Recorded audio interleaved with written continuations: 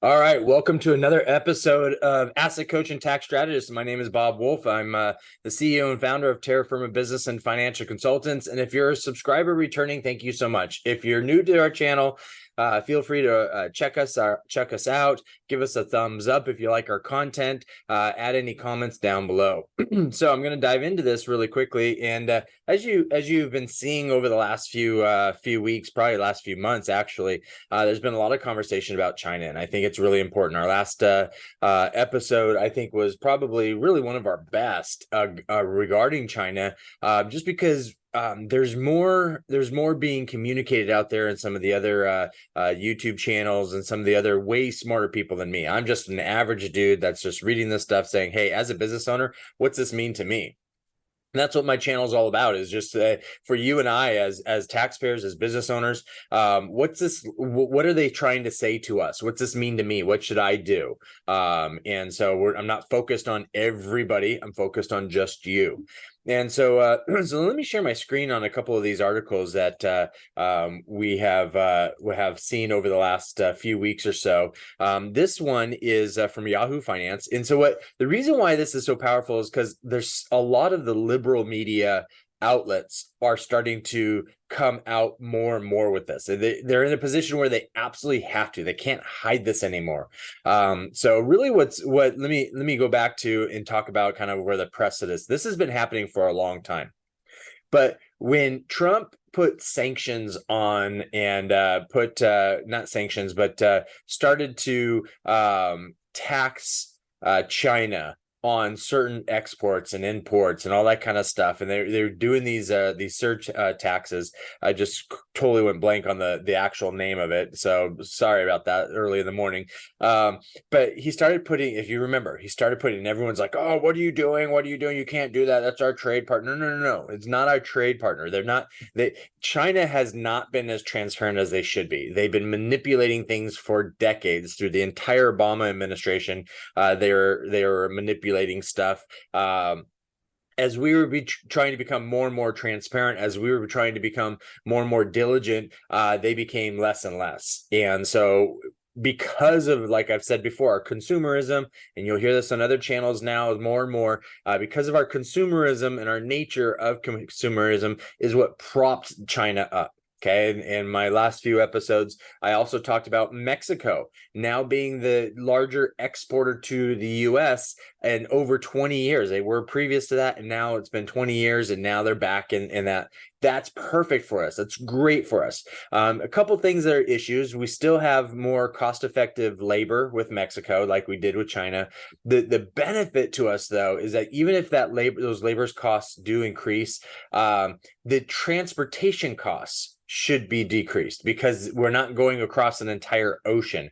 Our loss of goods and services. Now, where it becomes an issue is the cartels, right? Those, just from an average guy thinking about this, the cartels become an issue. And so that's something that needs to be discussed or tried to figure out, unless there is shipments from Mexican port to the West Coast port, or the Mexican, the Gulf on the east side to Houston, which I think is actually the better route, is to go through Houston, so you don't have all the craziness with California and the stuff that's going on with California, and allow Texas to be the central hub, because it is the central, and it just makes sense logistically to have goods and services go from Texas to the rest of the United States. The transportation times are reduced, the costs are reduced because the transportation times are reduced, so on and so forth. So those are just some few thoughts that I would have just based on quick brush. But anyways, back to this. So now, Yahoo Finance came out with the new BRICS world currency and trade alliance might be dead before getting started amid disagreement, and the US dollar still used in 90% of all trades.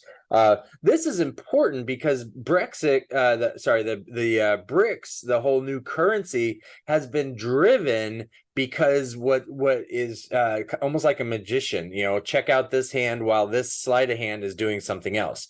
And so this distraction of the deterioration of the power of the dollar and all this kind of stuff. And so the audacious call from Brazil President Luis Ignacio Lula da Silva for the BRICS nations to establish a shared currency has been met with skepticism.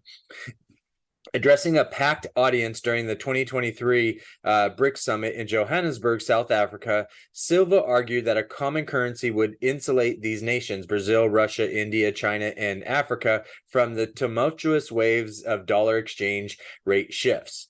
But the idealistic vision is riddled with logistical conundrums stemming from profound economic, political, and geographic differences that characterize the five nations. While Silva champions shared currency as a safeguard against vulnerabilities and enhanced to payment options, other BRICS leaders demonstrate varying degrees of enthusiasm, if any.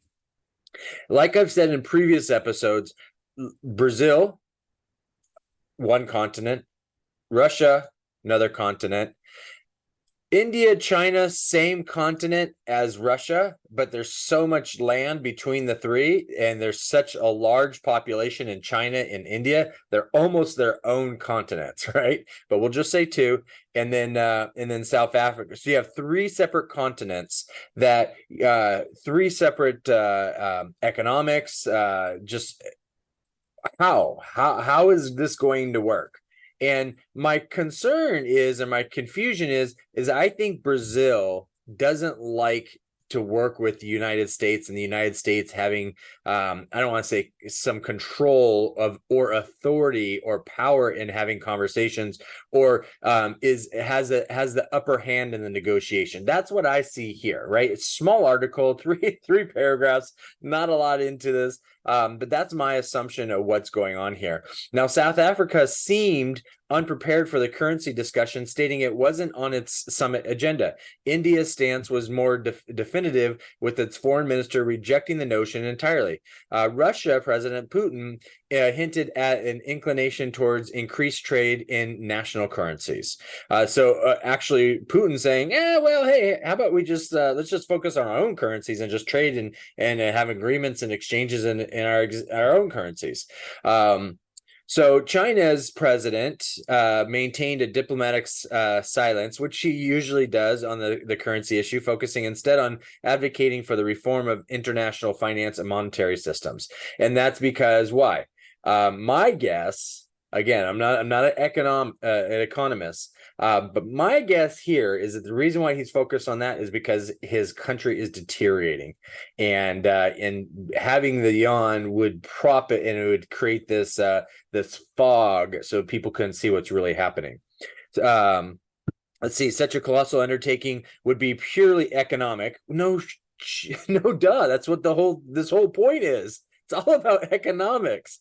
It would bear profound political implications, yes.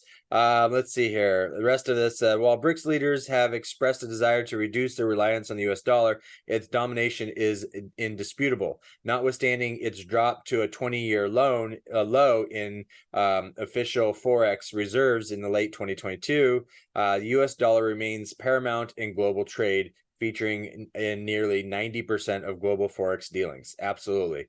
And even though it's dropped to a 20-year low in reserves, it almost tells me, because there's so much money, so much US dollar in the economy since COVID, the trillions of dollars that were printed, it almost tells me that this is okay, that a low in reserves is kind of like the just-in-time shipping, right? Just-in-time manufacturing is there's no need to have shelves and shelves and shelves and shelves of inventory.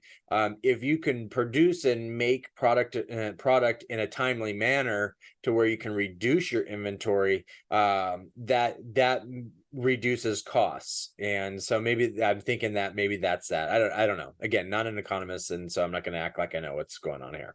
All right, so let's see here. Forget the dollar. So this is the insider. The Yahoo Finance article was September 12th. Okay, so just a couple weeks ago.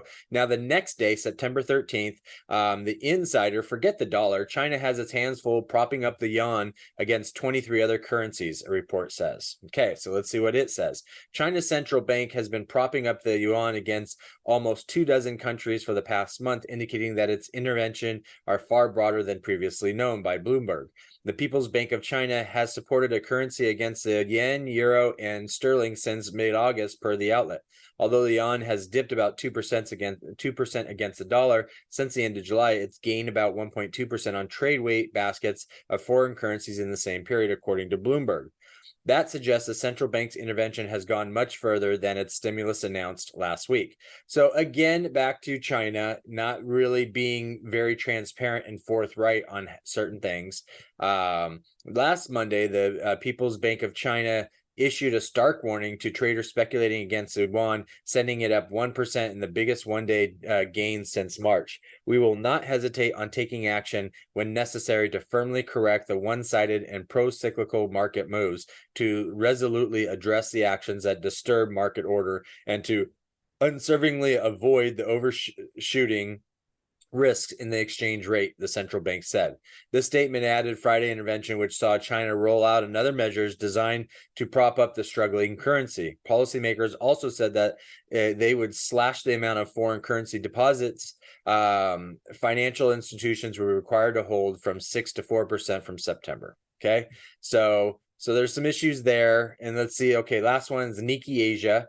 In this article, the next day, so the 14th of September, analysis Biden administration detects red flags in the economics. U.S. president says China economic tenant not working at all. Well, and I would say a lot of that has to be obvious to all of us. And I don't know if we can give all credit to Trump and give some credit to the Biden administration. But I think the Biden administration's in a position to where they kind of have to, if they're even in control, it's just, he's in the presidency. So whatever happens right now is the results of his administration, right or wrong. So I don't know if we can give all the credit to Trump or Biden, or just a period of time, and us, maybe we give more credit to COVID, and allowing to what happened in COVID, and China's stance on COVID, and us seeing some issues in the supply chains and the reliance on China, which was obvious. But now, once you don't have China because you don't think something would happen, then all of a sudden something happens. What do? Then you got businesses, that public companies still have to abide and still have to report to shareholders. There's so much money and wealth flowing through the U.S. economy that it has to, these companies, public companies and small companies, have to be focused on where they're getting the products, goods, and services. Again, the reason why we do business in China and not Russia, even though they're both communist countries and they're both about the same distance from us, the reason being is that there's more cheap labor in China, plain and simple. That's the basics of it.